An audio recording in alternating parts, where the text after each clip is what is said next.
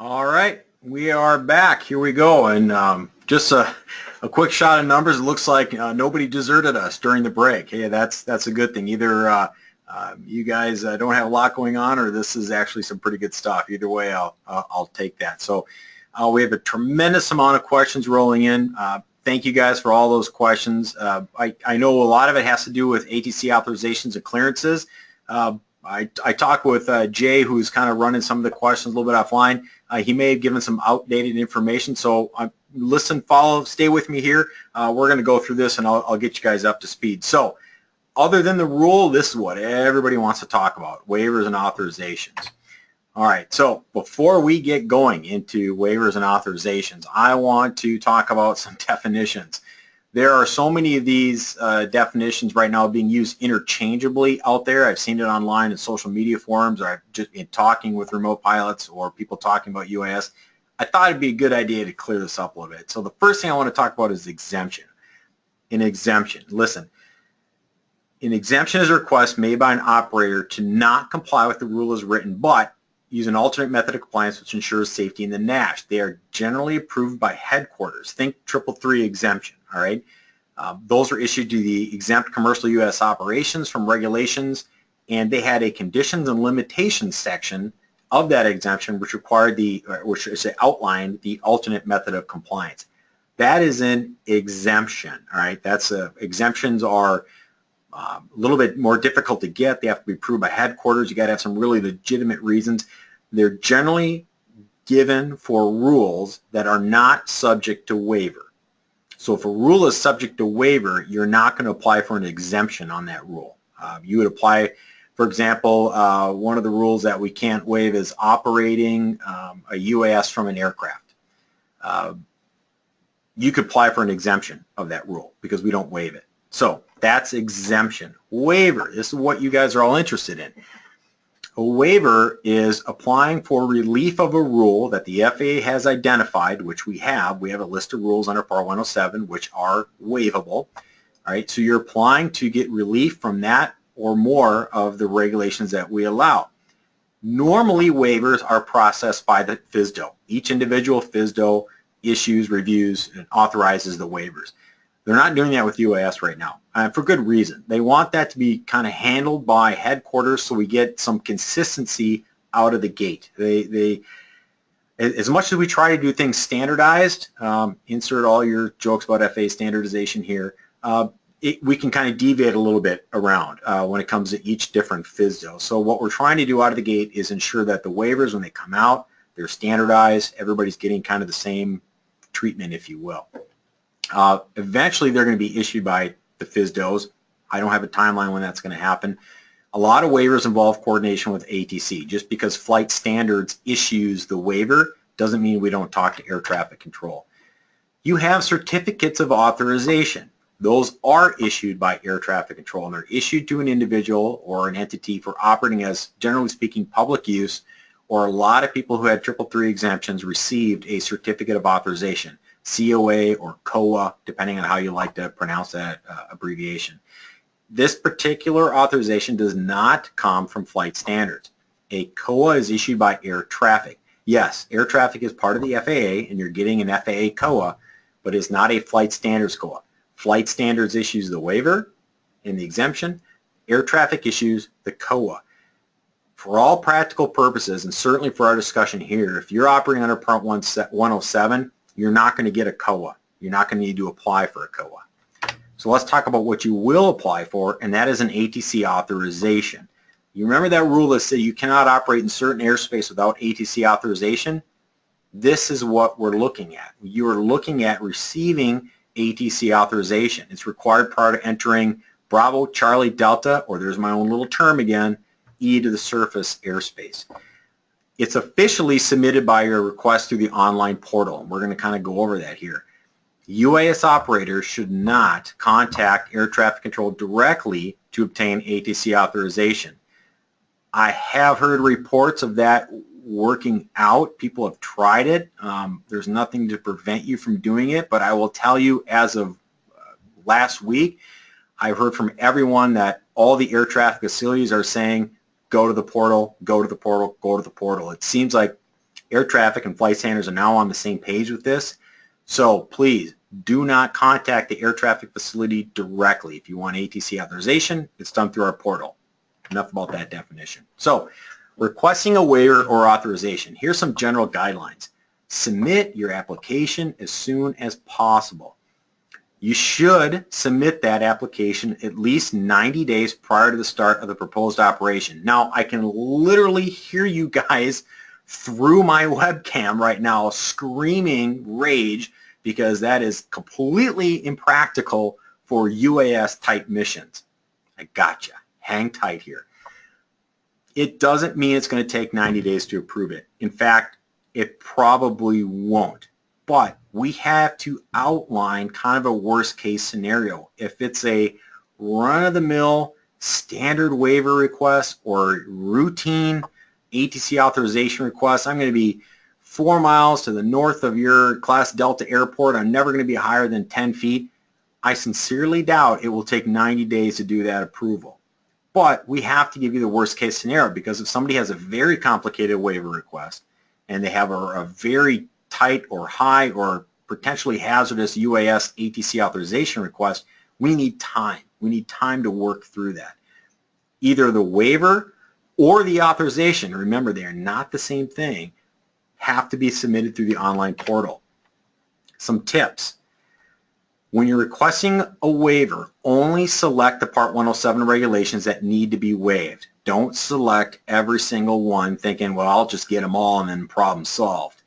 No, you will considerably extend the entire footprint of receiving your waiver if you have 2, 3, 4, 5 all regulations requested. Okay, so only select the regs that you are going to need to perform your operation.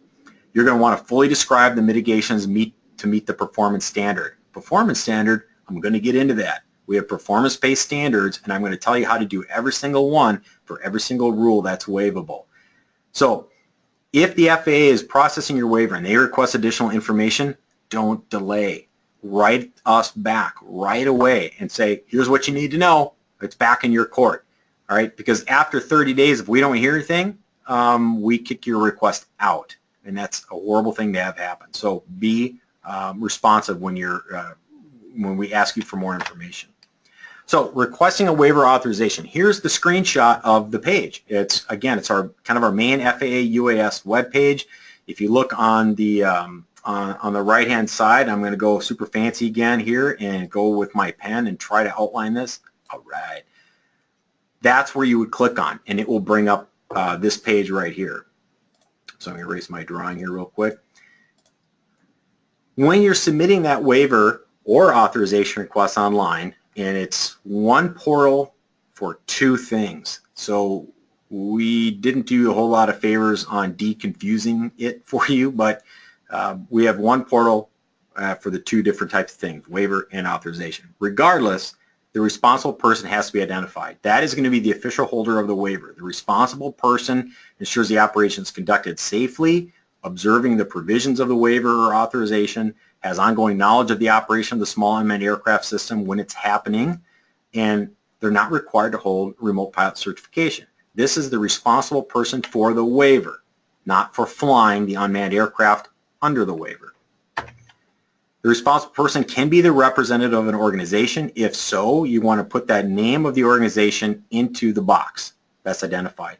We have to have a responsible person identified because we have to have a point of contact at your company that we can get a hold of if something changes or a waiver needs to be amended or altered in any sort of way. That responsible person is going to maintain a list of pilots as well as the types of UAS operating under the terms of that waiver or authorization.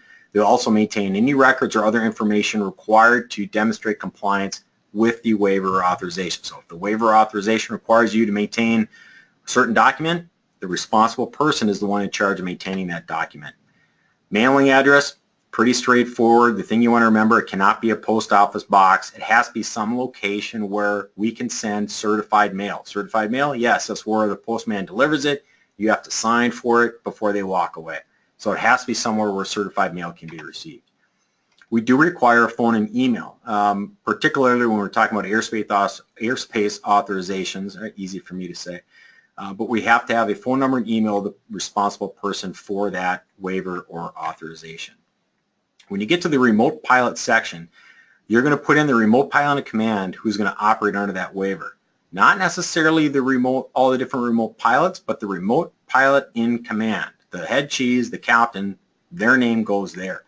For an airspace authorization, the responsible person is required to maintain the current list of pilots and the remote pilot certificate number used in their operation. This list that's maintained has to be presented to the FAA upon inspection. Remember that one of those first rules we went through about all the things that you'd have to produce if a FAA inspector visited you? This would be one of them. Mailing address, same requirements you have for the responsible person, you have for the remote pilot in command identified here. Phone and email, same thing. Pay particular attention to ATC authorization requests, because whatever phone number you put in there for an ATC authorization request has to be one that you will answer during the flight. So if you say I'm available at 555-555-5555, ATC is going to pick up the phone because they need to get a hold of you. You got emergency aircraft inbound. That better be the phone number that you answer, because you're operating or somebody next to you is operating at UAS. When it comes to the airman certificate number, do not enter your Part 61 pilot certificate number if you have that. This is your Part 107 remote pilot certificate number, and if you don't have it yet, if you're like me and you've got one of these temporary certificates, enter pending. That's okay. You can enter pending in that airman certificate number. For the small UAS, you're going to enter the manufacturer, the model, and the registration number. Remember, under commercial operations, each UAS has to have their own individualized registration number. You can add more than one UAS. We conveniently added a little button there for you. You can click. So now, to specifically request a waiver, those were general guidelines for requesting either one.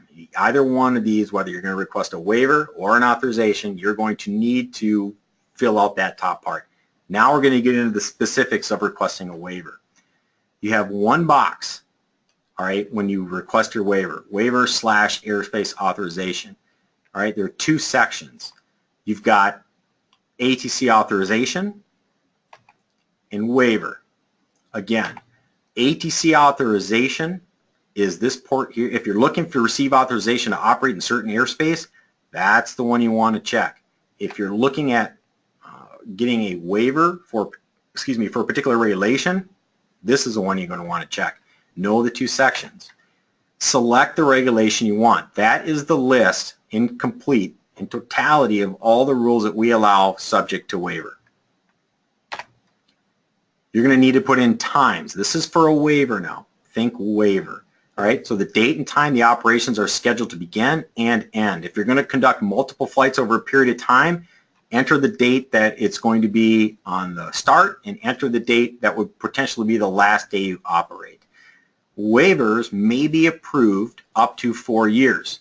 Again, this is not an authorization, this is a waiver, and a waiver may be approved for a period up to 4 years. Think of a waiver for daylight operations. You want to operate at night. We can approve that waiver for your night operation to last 4 years. So the idea of, I'm going to operate at night, I can't believe I have to submit a waiver every single time I want to fly at night 90 days in advance. Everybody relax. Submit it. It may take a few days, it might take a couple weeks to get that initial waiver, but we have the ability to issue that waiver for a valid period of 4 years. So the idea is we want to try to make it effective as possible for you guys to conduct your business. You want to select the appropriate time zone as well. Proposed area operations, you want to have a detailed description of the geographic area, boundaries using street address or easy identifiable landmarks, distance and direction from the nearest public airport. If site specific, provide the center point operation in the latitude longitude box. We haven't really started approving waivers yet that I've seen, unless some came out earlier this week. I've been a little bit busy, so I haven't tracked it specifically as I'd like to. So I don't know how this works if you want to, say, receive a certificate of waiver for the entire United States. I'm not sure how that works yet. So I apologize. I don't have that answer for you guys. Hopefully I will. I'm sure I've got some questions floating by on the side here that may be asking that. I just don't have that answer for you guys yet. So enter your latitude, longitude if specifically needed for that particular area of operation. Enter your proposed maximum altitude in feet AGL that you're going to want to fly. Unless it's site specific, you don't need to put in lat long. Other than for a waiver of 107.41, like if you're requesting a waiver so you do not have to comply with ATC authorization, again, you're requesting a waiver of that rule, you would have to put in latitude, longitude information. But for other than that, it's not necessarily required.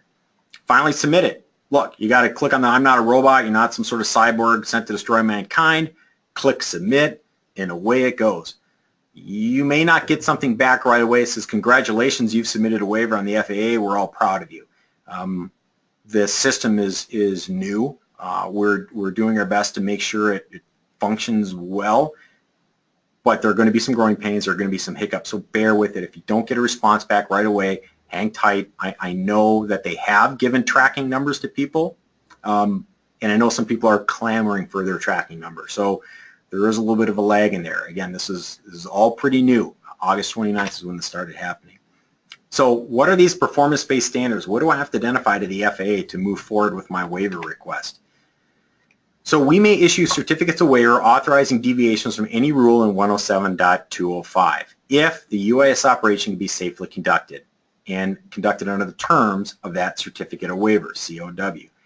So your request must contain a complete description of your operation, the justification that establishes the need for the waiver, and that it can be conducted safely under that term. We're not just going to be handing out waivers because you think someday you might decide to operate maybe at night.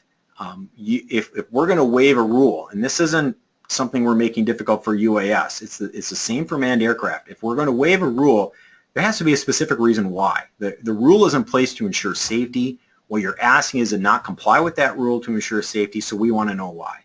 So you're going to need a legitimate reason why. Once you receive that waiver, you may deviate from the regulations of that part to the extent specified in your waiver. Simple as that. If there are conditions and limitations in your waiver, you must comply with those as well. All of them, not just one or two, you must comply with all of them. So here's how we do it. If you want to receive a waiver for operating from a moving vehicle aircraft, you have to demonstrate a method to ensure you evaluate the area for hazards, you analyze the risk to people and property, and you control or eliminate those risks. You have to ensure visual line of sight is maintained from a moving vehicle. You have to ensure that everybody involved is free from any distractions, and you have to ensure any lost data link procedures account for dynamic location of the RPIC. Dynamic location, yeah, you're not standing in one spot. You're in a car moving down a road, or you're maybe in an airplane if you're trying to request that waiver. You have to ensure that. By the way, these performance-based standards are all available in one of the handouts. So if I cheat and I look over here really quickly, I can pull up my handout list and I title it Performance-Based Standards. There you go. You can download that if you can't capture all this stuff on the screen, because I'm going to go through this a little bit quickly in the interest of time. The other one is daylight operation. You want a waiver for that? You have to be able to maintain visual line of sight during the darkness hour. You have to have a method to avoid other aircraft or people or ground-based structure. You have to know the position, altitude, attitude of their small unmanned aircraft, and you have to make sure that anybody participating is aware of any visual illusions that occur at night or any physiological conditions which may degrade night vision. Again, we specify this in that handout I have. So if you're going to request a waiver for daylight operation, these are the 4 bullet points you're going to need to identify to the FAA and how you're going to do your operation. Excuse me, 5 bullet points. There's one more screen. You have to be able to increase the conspicuity of the UA to be seen at a distance of 3 miles unless something is in place that avoids all non-participating aircraft. So I'm not going to go too much into that, but I wanted to give you an idea of what our performance-based standards are. You want to operate beyond visual line of sight. Here's your performance-based standards. You're going to see a lot of these standards repeat themselves throughout all these different waivers, but essentially this is another way for you to look at something and have a one step ahead when you make that waiver application. You're going to say, I know I need to do this because it's a performance-based standard, so I'm going to put that in. Every little bit helps. Every little bit that you do here on the front end speeds up the process on the back end. One of the other reasons that, again, you have to have sure all the required persons participating have relevant knowledge of the UA and that it's not operating in visual line of sight. We waive 107.33, but it doesn't seem like there's any good reason yet to waive that. So we have no performance-based standards to waive the visual observer. Because visual observers are not required, there's not necessarily any good reason to waive it unless you're combining it. So as a standalone, doesn't make sense, but as maybe combination with another waiver, it would make sense for you to not have a visual observer. Again, I'm not sure why we have that, but that is there. You can apply to waive the rule saying you can only fly one small unmanned aircraft at a time. And if you're going to do that, you have to have a means to resolve failure of signal and multiple aircraft or systems. So that's what you have to somehow identify to us here at the FAA. We can waive operating near aircraft, and for some reason we can waive right-of-way rules. If you're going to waive the right-of-way rules, you have to have a method for the manned aircraft pilot being involved with the joint operation to detect and avoid you. You can't apply for this and just say, okay, I've got this waiver. Every aircraft has to give way to me in my super UAS. It's a joint involvement with the manned aircraft. Operating over human beings. Here we go. I'm going to explain this one because it's probably the most questioned one we have. If you want to operate over humans, you can apply for a waiver. That waiver application must identify that you have a method so that ensures any malfunction doesn't cause injuries to non-participating persons on the ground. You have to have some way to keep people safe underneath you. You have to mitigate risk to non-participants through operational risk assessment, testing data, addressing design features, with software, whatever it happens to be on your UAS that you believe is a good tool to prevent hurting people, you want to identify that. You need to address the risk from rotating parts. Those blades, when they come down, they will cut you, as some of you may already know, but they certainly have sharp edges, and we have to have a way to address that risk of exposure from those.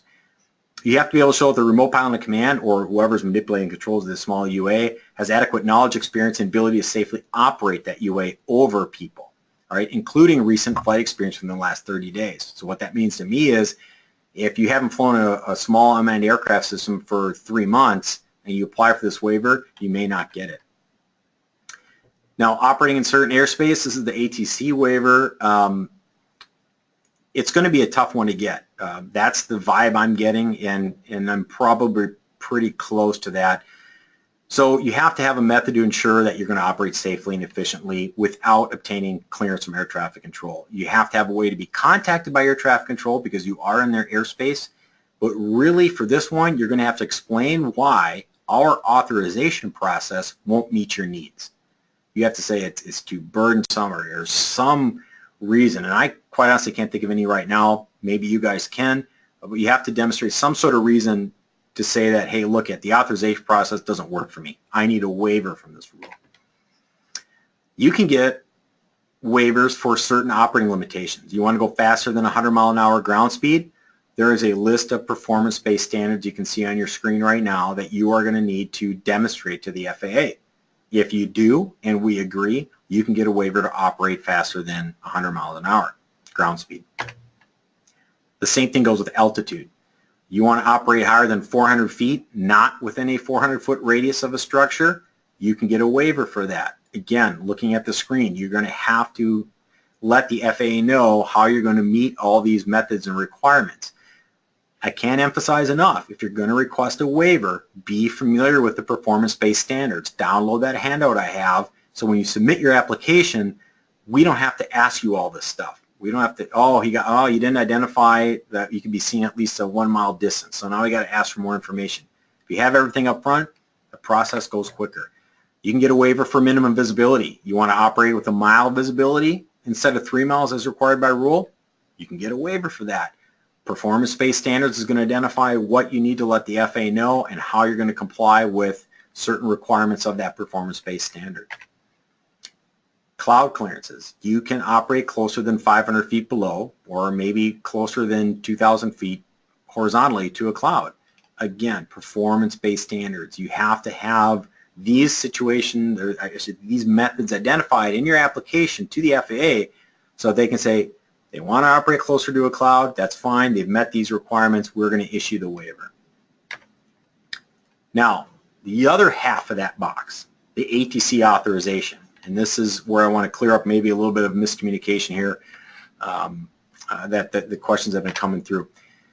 You only have one box to check for an ATC authorization. And I'll state it again. The only authorized way for you to receive clearance to operate in Bravo, Charlie, Delta, or within the lateral boundary, whatever, Class E to the surface, is through our online portal.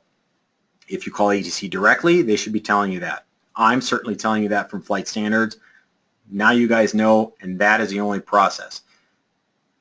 We are not approving airspace authorizations until October 3rd. That'll be the first date we start to issue airspace authorizations, and it will be for Class Delta and Echo to the surface airports. The next big date, I believe, is October 31st, and that is going to be for Class Charlie airports. The last big date will be December 5th, and that is going to be for Class Bravo airports. But nonetheless, Bravo, Charlie, Delta, Echo to the surface, you must submit your ATC authorization request online. So I'm going to explain a little bit more about that here. You check the box that you're requesting an authorization. You're not requesting a waiver to operate in ATC Class Delta. You're requesting an authorization. You're going to need to specify the maximum altitude in AGL. You must complete the beginning portion in the same manner as requesting a waiver. So this is kind of where we get into the efficiency. It's a little bit confusing because it's one form, but it's more efficient because it's just one form that you have to fill out. But now we're talking about authorization, not waiver. You will need to put in the latitude and longitude, all right? The reason we do this, because I'm pretty sure at this point every Bravo, Charlie, Delta, Echo to the surface airport has grid mapped their airspace. And what I mean by that is air traffic has mapped out areas where, for lack of a better term, automatic authorization will happen. Now, don't get all excited because it's probably not going to happen right away. But in my earlier example, if you submit an ATC authorization request and your latitude, longitude, and your altitude puts you in an area that's 4.8 miles away from the airport center in Class D airspace, no higher than 20 feet AGL, the chance of an aircraft being 20 feet, manned aircraft being 20 feet AGL, 4.8 miles away from the airport is extremely remote, unless it's probably crashing. All right, so the idea is you're going to submit this online. It's going to be checked against that grid map, and these are all our goals. This is not something that's happening October 3rd. These are our goals. That if you fall into that area, you're going to get an authorization back instantly, but we're the federal government, so maybe not super instantly, as you may know the word, but it would be quick. I've had it explained to me on a few different occasions that the theory is you're standing at the spot you want to do your UAS operation that's within Class Echo to the surface, let's say. You submit your application right on your mobile device. You go to our web portal, you put in the data. It checks it against that grid, processes it through the system, sends an email to the controlling air traffic facility, and gives you an email authorizing you for the time, location, and altitude you specified. Maybe happening that fast. That's our goal. Again, don't anybody try to quote me and say that, hey, Kevin Morris said October 3rd, I'm going to punch it in my cell phone and get authorization right back. Won't happen on October 3rd. But that is definitely what we're working towards. So that's why we have to have the precise latitude and longitude.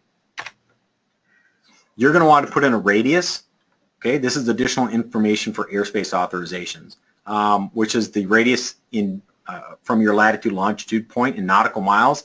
Put in the nearest airport that you're going to be operating towards and what class of airspace that's going to be. Bravo, Charlie, Delta, Echo. Pretty straightforward there. You must answer additional questions here when you're asking for an ATC authorization. There's a bunch of these yes/no questions. If you answer yes to any of them, you're going to put in a description of your proposed operation box to provide additional detail. Essentially, ATC wants to know if you're going to request their authorization, they're going to assume that it's going to be daylight. If you're going to operate at night, you need to let them know that you've got some sort of waiver for that so they can expect that type of operation. So they have additional information right there on the screen where you put in your authorization request into the web portal. Again, detailed description of your proposed operation. That's helping us determine whether or not, actually I should say it's helping air traffic to determine whether or not you're going to get an authorization for that location at that time of day. Just like a waiver, you're not going to be some sort of terminator sent back from the future to destroy everyone. So verify you're not a robot, click submit, and away it goes. And just like a waiver, don't get too worried if you don't get a response back right away. In fact, don't expect a response back right away. Let the system come up to speed here in the next couple months and we'll get there. I know it's not perfect. I know you guys are itching to go right now in all these classes of airspace. You're frustrated with the FAA because it seems like we're moving slow. I get it. But you're going to have to give it time. It's just going to take time to make sure that everything's done right and it's done safe. There's our authorization dates. Again, for those of you who might be wondering what dates I just mentioned, and at least my memory was functioning correctly and I got the right dates. So those are anticipated authorization dates. That doesn't mean that if you've requested it now that that's the date you're going to get it, but that's the date we anticipate beginning to issue. Air traffic begins to issue their air traffic airspace authorizations. Oh, good, quiz. You guys are probably getting tired of hearing me talk right now, so I'm going to do this real quick. This is kind of a quiz to see if you guys have been paying attention here.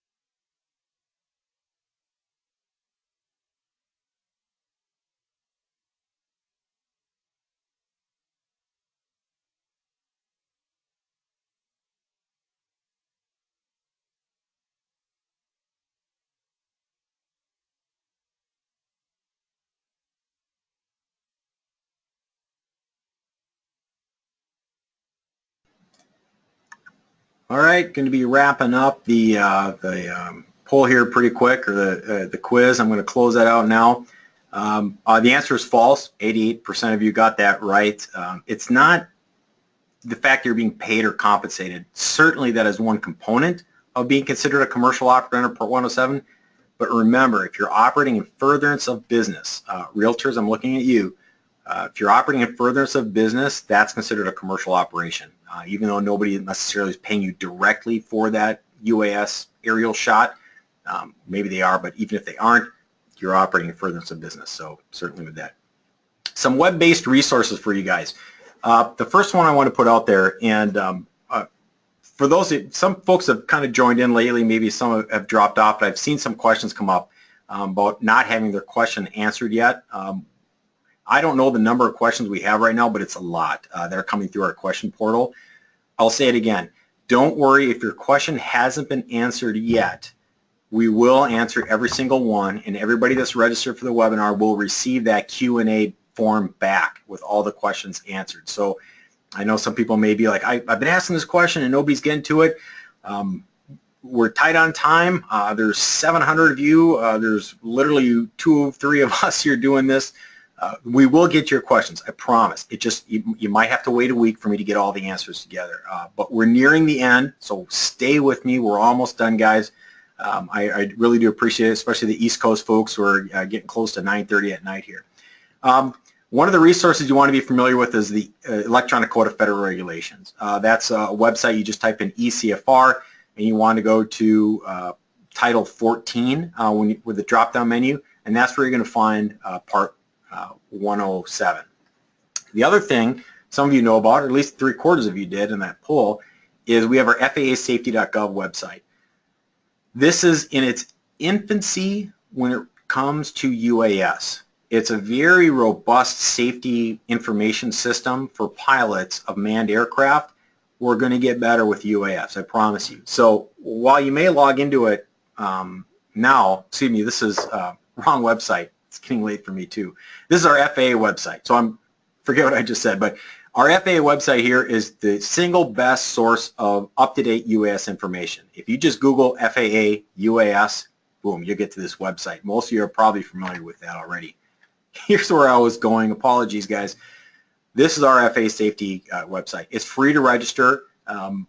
When I put on seminars like this, I notify people through that registration portal on FAAsafety.gov.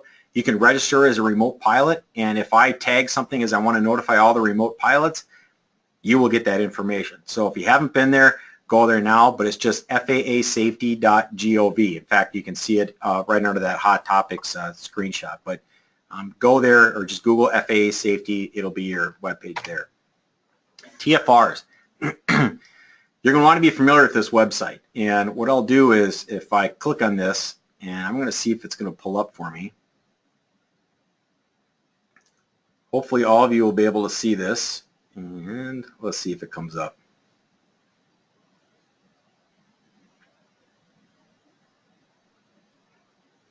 I think it is. I think it's coming up for you guys if I check my screen. This is our website, tfr.faa.gov. You want to be familiar with this because the one thing, among others, but really a big thing you want to avoid is flying through a TFR. It doesn't go well for anybody. So what you can do is you can come up, you can select a state. For this example, I'm going to select, I'm kind of a homeboy here, hometown guy, select Minnesota. I'm going to click go. And once you guys see that, I'll kind of explain it. It's going to bring up all the active TFRs for the state of Minnesota. And when you click on a NOTAM, it will describe in more detail exactly where that TFR is. It'll give you a graphical representation of the TFR. It'll give you the time that it's effective, the reason why it exists. It'll give you the altitude it's good for. So that is your single best source for finding TFR. So before you go fly, manned aircraft do the same thing. Before anybody flies manned aircraft, always check TFRs. I'm going to drop that off the screen and go on to my next one here. Now, this next one, I should preface this by saying I'm not advertising anybody's online chart system or tablet-based chart system or anything of that nature, but SkyVector is just one of many online resources where you can look at sectional charts. You just Google SkyVector, it'll come up. It'll even show you NOTAMs or what they like to call DROTAMs. You can see those on there. You can also see that sectional tab, what I was talking about with restricted airspace. You can click on viewing a sectional and scroll over to the side of the screen and you will see the sectional side chart or the side tab, side panel is what I'm trying to say. And you can find your restricted airspace in there. You can find the controlling agencies. SkyVector works. There are others. I'm not endorsing them. It's just one of many. Aviation weather.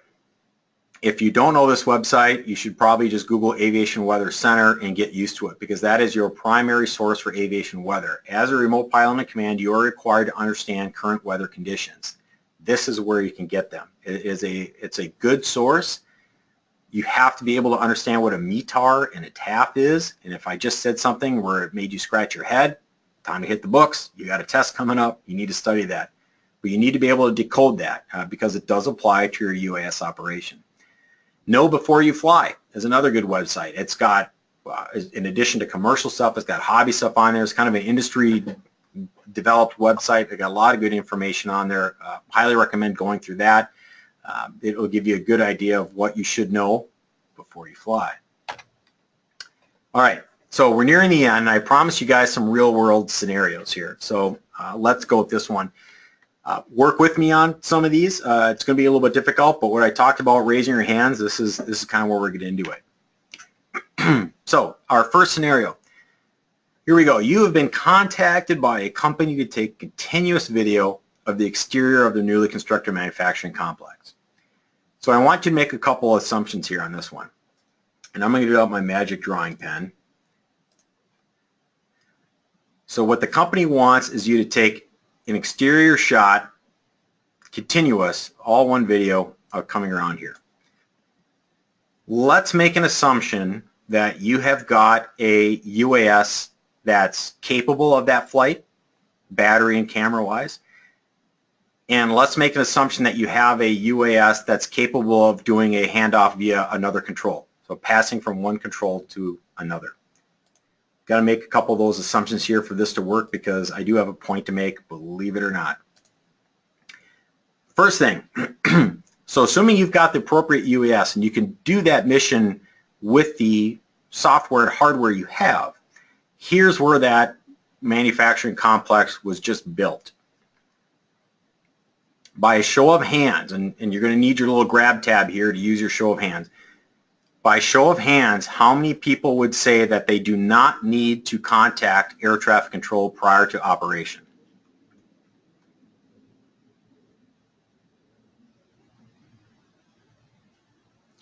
So what I'm waiting on is you guys do all your hands raised, and I'm going to see a percentage on that, and then I'm going to give you guys the answer.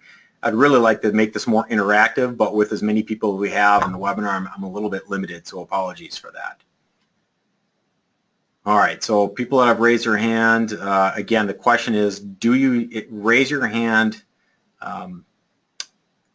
if you do not need to contact, or did I say do not need to contact? Jake, can you help me out with that? I'm sorry, Kevin, I was looking up something else here. Yeah, go ahead. Jay Say wasn't again. paying attention either, so I'm not listening to me and Jay's not listening to me. That's all right. So my point is, guys, it's getting late. I'm sorry. You've been troopers for hanging with me. You really have been. This is dry stuff. Oh, man. I was up to my elbows in the rules right now. Okay, so people are writing in and says, I said if you do not need to contact. Yeah, so raise your hand if you do not need to contact air traffic control. We had 24% raise their hand. Now the number's going up to 25. The answer is you would not need to contact air traffic control. So everybody hold off on raising their hands. I'm going to put everybody's hands back down because we get to do more of this here in a minute. The reason you do not need to contact air traffic control, and here again on my super cool pen, is because of the location. This magenta ring here represents Class E to the surface. I want to bring up another point that I mentioned earlier. I'm not training you to pass the UAG knowledge exam, but for the purpose of this scenario, this is what a remote pilot in command would need to consider. You are not within that magenta circle. That is Class E to the surface. So in this particular area, you are not within Class E to the surface, and you're not within Class D, C, or B. Therefore, no authorization from air traffic control would be needed. What you are underneath, and I'm going to get rid of my little drawing here, what you are underneath is the Class Echo to 700-foot transition area. That is going to be this red ring that kind of goes around here. So no air traffic control authorization is needed because you're not in Class Echo to the surface surrounding an airport, which is identified by a magenta dashed line around the airport. So being a good remote pilot, you are going to check the weather and you are going to check NOTAMs. So here's your NOTAMs. With that weather format, now I get a lot of you haven't got your remote pilot certificate, so you're looking at this screen going, I don't know what that says. But those of you that have passed it or understand how to read a METAR, looking at the weather report and the NOTAM list, and I'll say that for reference, Hibbing is nowhere near Redwood Falls where you're doing your shoot. By show of hands, based on these two types of information, who feels that they are authorized to operate based on this weather with this NOTAM? All right, the hands are rolling in, and I get it. I'm not going to use this percentage as a means to judge all of you guys because many of you haven't taken the knowledge test and haven't done much studying maybe yet, so that's okay. We're up to about 29–30% here of hands raised. So what are we looking at? What does Part 107 require? Part 107 requires how much visibility? 3 miles visibility. If we look at this, we have 5 miles of visibility. So in terms of visibility, we should be all right to operate. We'll have to see when we get on site if we feel that the flight visibility is at least 3, but at least Redwood Falls is reporting 5 miles of visibility. And in terms of the NOTAMs, which is the TFR, I don't see any TFRs in my area that would affect me. So based on these two pieces of information as a remote pilot in command, I don't see weather prohibiting me, and I do not see any NOTAMs prohibiting me. So I'm going to say that I can do that operation. Now, how do I make a continuous video shoot of the exterior of this facility? And one of the ideas brought up earlier by Aaron, one of our panelists, is, well, I'll just stand on top of the building, maintain visual line of sight, and fly my UAS all the way around. I'm like, well, that kind of shot a hole through my whole plan, but certainly that could be a possibility. If you stood up there and you're able to get the shot you wanted and you could see your UAS the entire time, that would absolutely work. What I was going for was that you can definitely make a shoot continuous around this by exchanging controls and remote piloting command authority. And what I want to do is get out my little pen here. Again, assuming you have a UAS capable of exchanging control and can make the flight, if you had one remote piloting command here, one over here, another one here, and one over here, technically speaking, Part 107 would allow you as remote pilot number 1 to launch that device. At some point in here, transfer control to remote pilot number 2, who also assumes responsibility as remote piloting command for that UAS.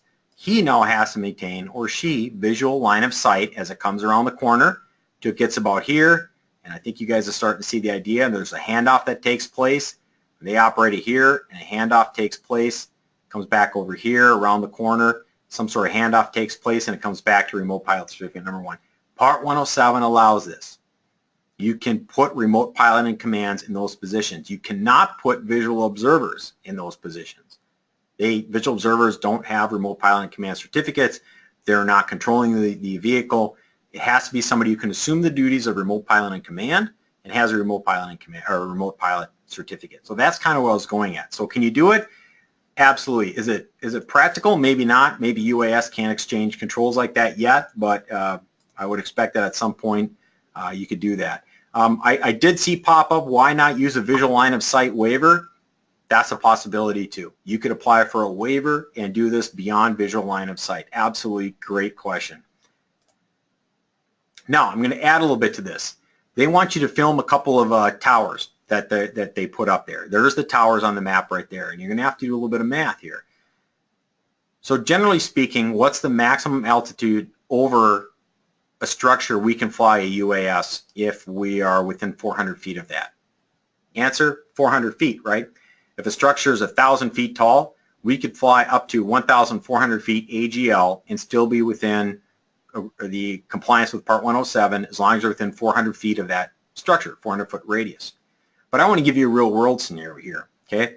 Remember, the weather was overcast skies at 1,200 feet AGL. Looking at the map, and because I don't expect you all to be able to read a sectional chart yet, if you're looking at the map, this tower is 400, or these towers are 450 feet AGL. That's that number in parentheses below the 1,455 feet, which is the MSL number. So 450 feet AGL. So based on that weather, could you operate over those towers? Answer, yes, you could. How high could you go though? Remember, the cloud clearance requirement is that you have to be 500 feet below any cloud. So if the cloud layer is at 1,200 feet above ground, and we have to be 500 feet below it, simple math gets you a number of 700 feet AGL in order to maintain your cloud clearance requirements. So while the rule permits you to go up to 400 feet over this structure, which is 450 feet AGL tall, that means by rule I could go up to 850 feet. The clouds that particular day are going to restrict me to 700 feet. This is why it's extremely important for you to do your pre-flight work, to understand sectionals, to understand weather, to understand how to read these things, because as a remote pilot in command, you'll be required to know this. Now, adding on to this, and I'm going to ask you to do a show of hands here in a minute. I'm going to put everyone's hands down again. Sorry for those that may be raising for a question, but hang tight. If we're operating at 700 feet AGL, right at 700 feet, we are going to be 500 feet below the clouds at 1,200 feet, which is legal. We are going to be within 400-foot radius of those towers, which is legal, and we're going to be in Class E airspace. By a show of hands, how many people think we now need air traffic clearance because we are in Class E airspace?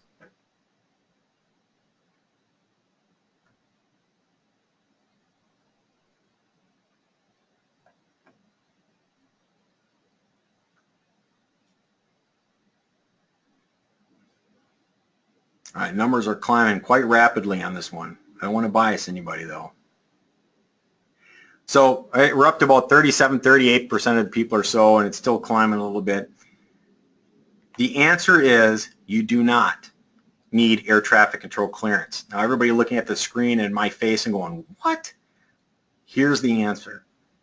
Because that particular Class E airspace, which starts at 700 feet AGL in that area, is not associated with the lateral boundaries of an airport surface area. Remember the magenta dashed line around the airport in that picture. Air traffic clearance is not required. Air traffic clearance or authorization is only required in Class E if it is part of a surface area related to an airport. And we identify those areas on a sectional chart by dashed magenta lines. So just because it's Class E airspace doesn't mean you need to notify ATC or receive authorization. It depends on where laterally you are from that airport. So good discussion here.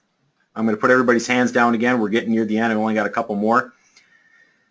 Scenario number 2, a development company wants you to photograph aerial images of the latest housing project. Building a lot of construction out in the particular area. So here's the area they want you to film. Don't freak out. This wasn't a UAS. This is just Google Earth, Google Maps, whatever image. But that's the area they want you to film. Let's say that's the piece of paper they hand you. Say, here's the spot. We want aerial images of this. You're going to need to compare that to a sectional chart because that doesn't tell you anything about airspace. So you compare it to a sectional chart. And that's where you find out. You show that the box is right there in that area. So, same question, remote pilot and command. By a show of hands, how many people feel that air traffic clearance is required prior to operating over that site?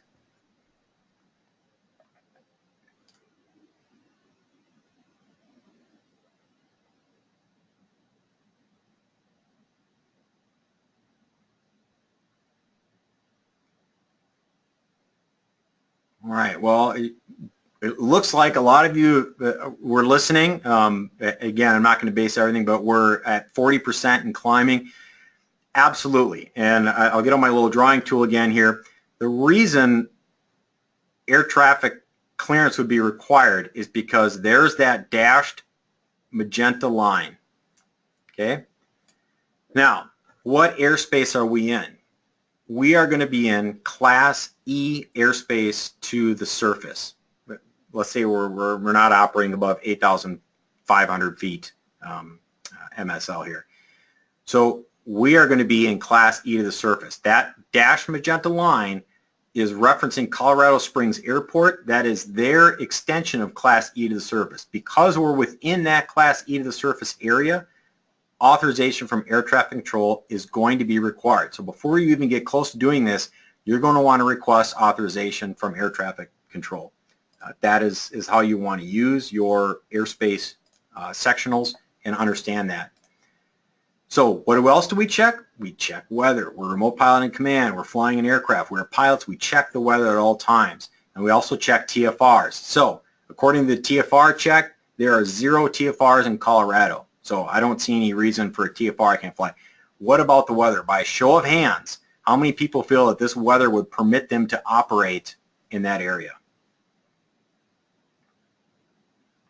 I'm going to reset the hands here. Sorry, guys. I think I kind of left that on from last time.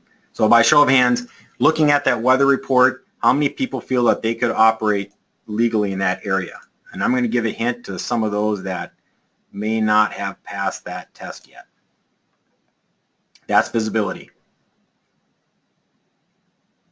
All right, we're like at 6%. That's absolutely right, guys. Because that visibility is being reported at 2 miles, we may not operate under Part 107 unless, as one of our astute viewers pointed out earlier, you've got yourself a waiver to that rule. But we have 2 miles visibility, so we can't do it. We can't do it at least that particular time or that particular day. Here's another scenario. A wakeboard school has hired you to film their students from their boat with your UAS. Okay, they want you in the boat. They want you flying your UAS from the boat as they're pulling their wakeboard students. All right, seems like a reasonable request. can we accept this job under Part 107? The question, the answer is, yeah, probably. But what do we have to consider? One, we'd have to consider what airspace we're in. And for the purposes of this discussion, let's assume that this lake that we're on, it's not underneath a wildlife refuge, it's not part of any national park, it's not right underneath the airport runway, it's kind of out in the country. So airspace-wise is okay. The question I have for you, from a show of hands, how many people feel it's legal under Part 107 to film this particular mission from a moving vehicle, in this case, a boat? Show of hands, how many people say that's legal?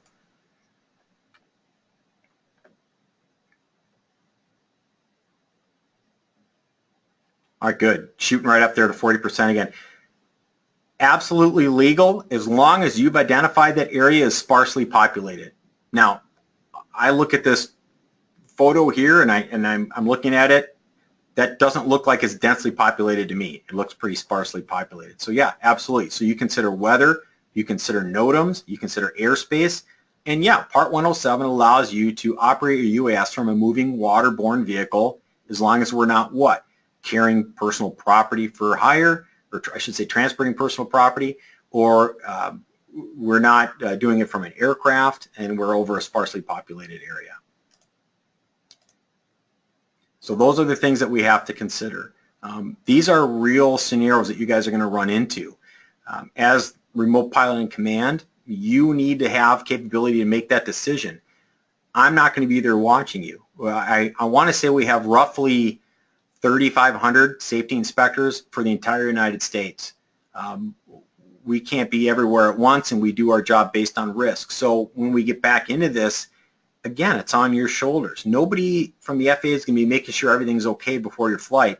You as the remote pilot will. You have to check the weather. You have to check the airspace. You have to determine sparsely populated. You have to determine whether or not you can operate in compliance. It's really all on you. That's good because you don't constantly have the FAA breathing down your neck when you're trying to just do your business. But if something were to go wrong, you as a remote pilot in command have to own that. Again, the captain, you'd have to go down with the ship if you did something that was wrong. You have to accept that. Manned pilots have been accepting that responsibility for years. And unmanned aircraft pilots, remote pilots, you're in the same boat with us now. So one more quiz here. I promise you this is the last one. And I saved this one at the end because probably by this point in the presentation, you guys are thinking about having an alcoholic beverage. It's been a long one, but we're real close to the end here. So regarding alcoholic consumption prior to flight, go ahead and select all that apply.